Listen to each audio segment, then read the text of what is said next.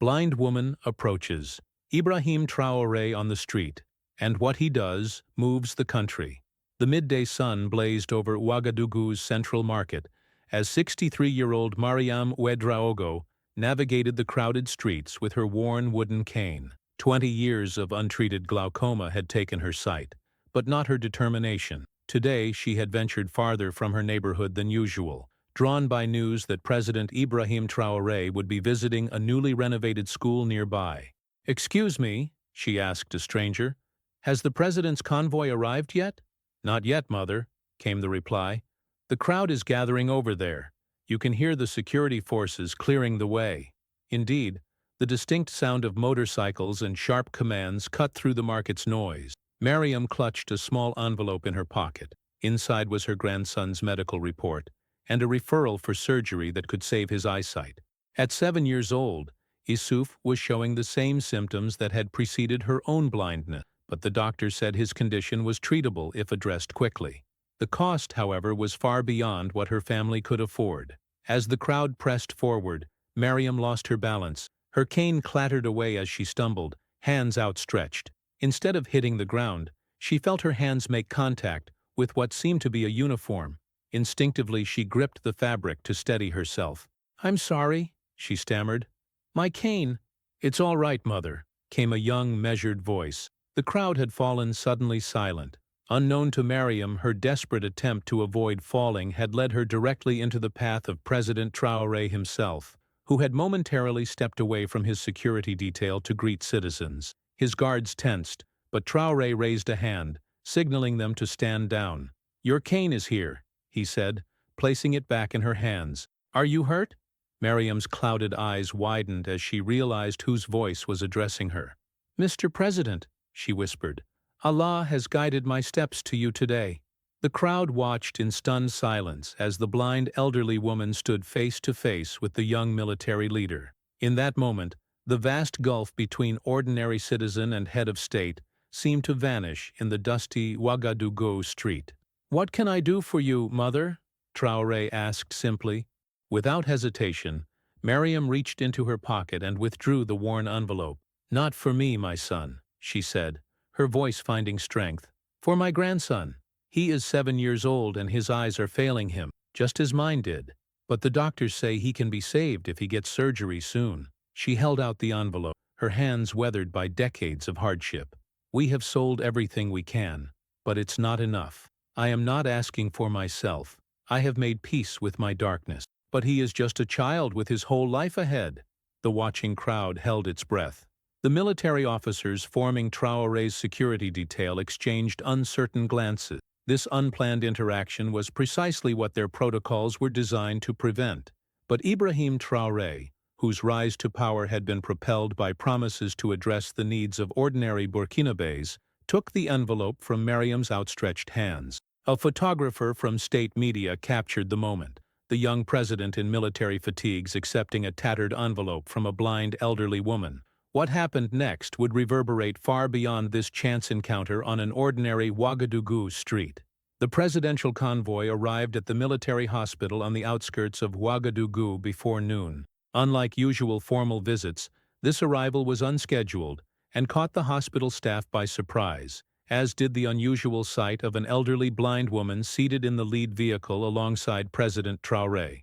Dr. Fatima Sankara, the hospital's chief of ophthalmology, was hastily summoned. A rising star in Burkina Faso's medical community, she had trained abroad before returning to serve her country, declining lucrative opportunities elsewhere. "Mr. President," she said breathlessly as she entered the conference room where Traoré waited with Mariam. "We weren't expecting—" "This is Madame Ouedraogo," Traoré interrupted. "Her grandson Issouf needs surgery to prevent blindness. I want you to review his case immediately."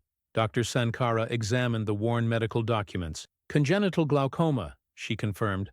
"Left untreated, it will lead to blindness, but with proper surgical intervention, we can save his vision."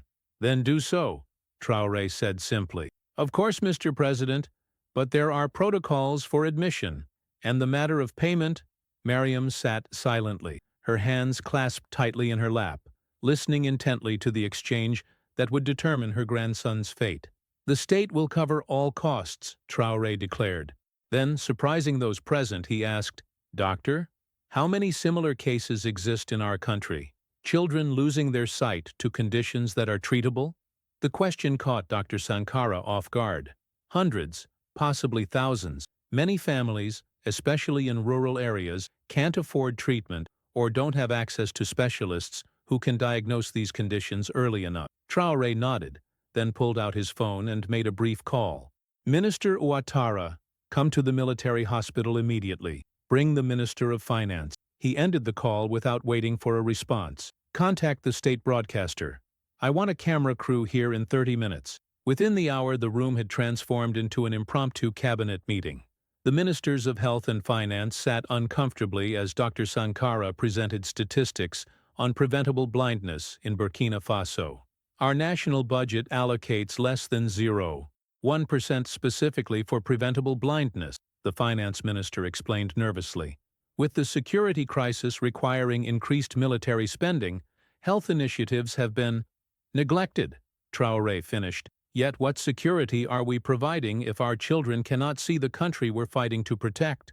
The state media cameras recorded as Traoré outlined his directive, an immediate national initiative to identify and treat children with preventable eye conditions. The finance minister was ordered to reallocate funds from the presidential budget to cover initial costs. But such an initiative requires infrastructure we don't have, the health minister objected.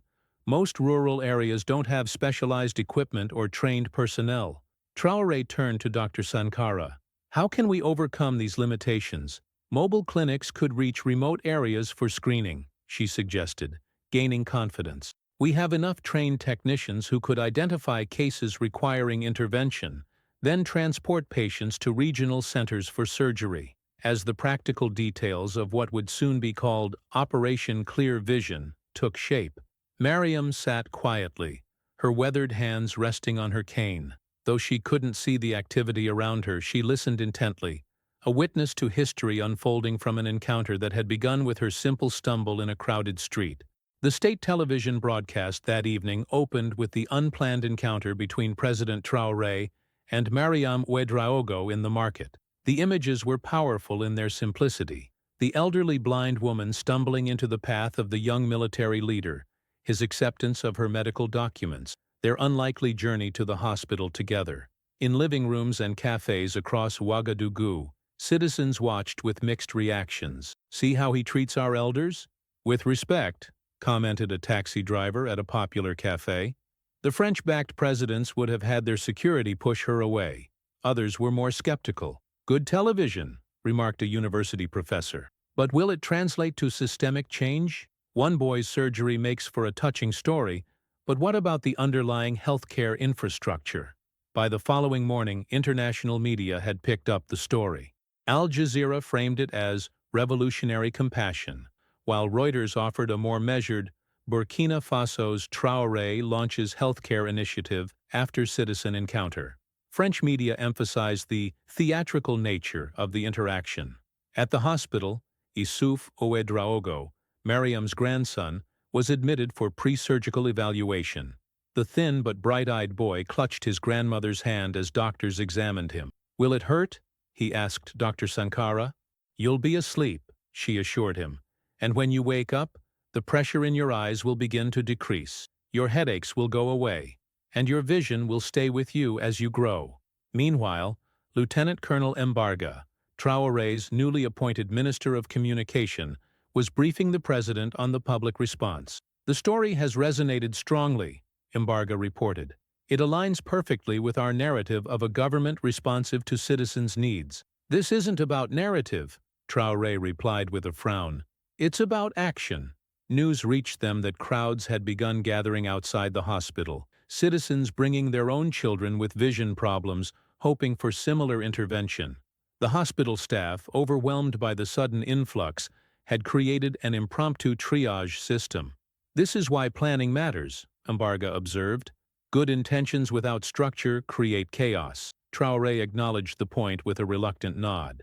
"Have the health ministry set up a proper registration system immediately.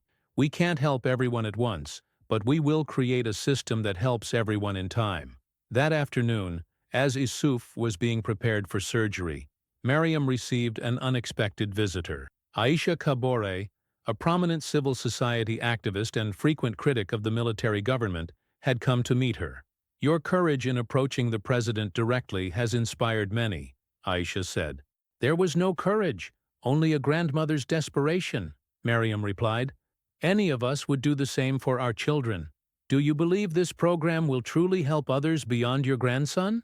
Mariam considered the question carefully. "I have lived through many promises from many governments. What matters is not what they say today, but what children can see tomorrow."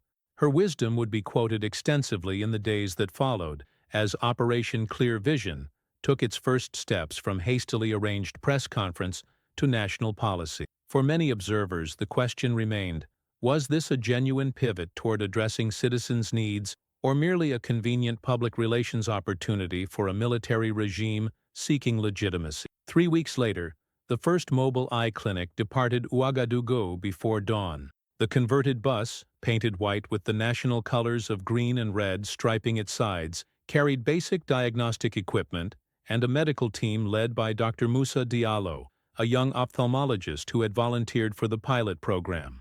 Their destination was Kaya, a town in north-central Burkina Faso that had swelled with internally displaced persons fleeing jihadist violence in the border regions. Among them were thousands of children, many suffering from untreated medical conditions. As the bus navigated the rough road north, Dr. Diallo reviewed their ambitious targets: screen 100 children daily, identify priority cases, and arrange transport for those requiring surgery. The timeline was clearly driven by political considerations rather than medical planning, but the young doctor was nevertheless committed to making it work. "We're making history," he told his team. "For once, we're treating a problem before it becomes irreversible." Back in Ouagadougou, Issouf was recovering well from his surgery. The bandages around his eyes had been removed, and though his vision would take time to stabilize, the dangerous pressure had been successfully relieved. The boy's cautious smile as he recognized shapes and colors more clearly had become something of a symbol for the nascent program. Less visible to the public was the bureaucratic battle unfolding within the government. In a meeting at the presidential palace, the finance minister presented a stark assessment. "Mr. President, this level of healthcare expansion is unsustainable without either significant foreign aid or cuts to other essential services," he explained, presenting a detailed budget. "The equipment alone for a comprehensive national program would exceed our annual healthcare allocation." "The Russians have offered equipment at preferential rates," noted Colonel Embarga, "and the Chinese ambassador has expressed interest in funding a training program." "At what political cost?" Dr. Sankara asked bluntly. "Our children's sight shouldn't be leveraged for geopolitical advantage." Traoré's response was measured. "We will accept assistance that comes without compromising our sovereignty. But this program must ultimately be Burkinabe-owned. Find savings in the defense procurement budget. Delay the purchase of the new command vehicle. Our security depends not just on weapons, but on building a society worth defending." Meanwhile, in Kaya, the mobile clinic had begun its work. By mid-morning, a long line of families stretched from the town square where they'd set up operations. Many had walked for hours from surrounding villages. By midday, it was clear the need far exceeded their capacity. As they took a brief break, a military convoy arrived, raising immediate concern among the gathered families. But instead of security forces, additional medical personnel emerged, carrying more screening equipment. "The president sent us," the military doctor explained. "He said to tell you that this mission is now a national security priority." By sunset, with the additional personnel, they had screened over 200 children. 43 cases were identified for follow-up, including 12 requiring urgent surgical intervention. As the team organized transportation for these priority cases, Dr. Diallo received a call from Dr. Sankara. "We're training 3 more mobile teams," she said, "but I'm calling about something specific. There's a girl, Fatimata Sawadogo, who should be among your urgent cases." Dr. Diallo confirmed, "Yes, advanced bilateral cataracts. She's almost completely blind already. I want her brought directly to Ouagadougou. I'll perform the surgery myself." What Dr. Sankara didn't share was that Fatimata's father had been a soldier killed in an ambush the previous year, and her mother was struggling to care for 5 children alone. It was exactly the kind of case that illuminated the intersection between the country's security challenges and its social welfare needs. That evening, local radio announced that President Traoré would visit Kaya the following week to personally review the program's progress. Mariam Ouedraogo had been invited to accompany the presidential delegation, a request she had initially declined but ultimately accepted after a personal call from Traoré. "Your presence reminds everyone how this began," he had told her. "Not with policy papers or political speeches, but with a grandmother's love for her grandson." 6 months later, Kaya's central square was transformed. Colorful canopies provided shade for hundreds of gathered attendees, while banners proclaimed Operation Clear Vision, 5,000 children treated. Mariam sat in the front row, her hands resting on her worn cane. Beside her was Issouf, now fully recovered and able to see clearly for the first time in his young life. The boy had become more confident, more engaged, eager to begin school. On Mariam's other side sat Fatimata Sawadogo, the soldier's daughter whose complex surgery had been performed by Dr. Sankara. Though her recovery was still ongoing, the improvement in her vision had already changed her life dramatically. President Traoré approached the podium, flanked by military officers and health officials. In the months since the program's launch, his government had faced significant challenges: continued security threats, international pressure over human rights concerns, and the perpetual economic constraints of one of the world's poorest nations. Yet Operation Clear Vision had emerged as an unexpected success story, drawing praise even from critics. The initial mobile clinic had multiplied into 10 teams covering different regions. A training program for technicians had begun at the National University, and most importantly, thousands of children had received interventions that preserved their sight. 6 months ago, Traoré began, a grandmother taught me what true leadership requires. Not grand visions for the state, but clear vision for its children. Cameras focused on Mariam, who sat with quiet dignity, her clouded eyes directed toward the sound of the president's voice. Burkina Faso faces many challenges: security threats from those who would destroy our way of life, economic pressures that limit our development, the legacy of colonial exploitation that continues to shape our relationship with the world. But today, we celebrate something simple yet profound: our commitment to ensure that the next generation will see clearly the country we are building. Because a nation's future depends not just on protecting its borders or growing its economy, but on nurturing its children. Across town, a different gathering was taking place. In a community center, civil society representatives met with health officials to discuss the program's next phase. The meeting, led by Dr. Sankara, focused on sustainability, how to ensure that Operation Clear Vision would outlast the current political momentum. "The president's support has been crucial," Dr. Sankara acknowledged, "but true success means institutionalizing these services beyond any single administration." Among those present was Aisha Kabore, who had initially approached the program with skepticism. "We've seen promising results," she agreed, "but we must be honest about the challenges. Coverage remains uneven, with the most insecure regions still underserved." Her critique wasn't dismissed, but recorded as an agenda item for the next meeting, a small but significant indication of evolving governance practice. Back at the ceremony, Traoré had stepped down from the stage to where Mariam sat and taken her weathered hand in his. "Grandmother, your courage changed our nation. What message do you have for us today?" Mariam's response was unhurried. "When I was a girl, my grandmother told me, 'If you want to go fast, go alone. If you want to go far, go together.' This program must go far, beyond one president, beyond one generation." Then, in an unplanned moment, Issouf stood and addressed the president. "Sir," he said, his voice high but steady, "because of you and my grandmother I can see now. When I grow up, I want to be a doctor who helps other children see too." The crowd erupted in applause that built into rhythmic chanting. Traoré, typically reserved, revealed a rare smile as he placed his hand on the boy's shoulder. As the sun set over Kaya, Mariam prepared for the journey back to Ouagadougou. The government had offered her improved housing near the hospital, a proposal she had accepted for her grandson's educational opportunities. "You've become a symbol, grandmother," President Traoré told her as they parted. "Your accidental encounter has changed how many citizens view their relationship with the state." Mariam adjusted her headscarf, her expression thoughtful. "Symbols fade, my son. What matters is what remains when the cameras leave and the speeches end. Judge this program not by today's ceremony, but by what a child in a distant village can see 10 years from now." With those words, Mariam Ouedraogo once again provided the clarity of vision that had catalyzed an unlikely movement for change, a reminder that sometimes the most profound national transformations begin with the simplest human connections.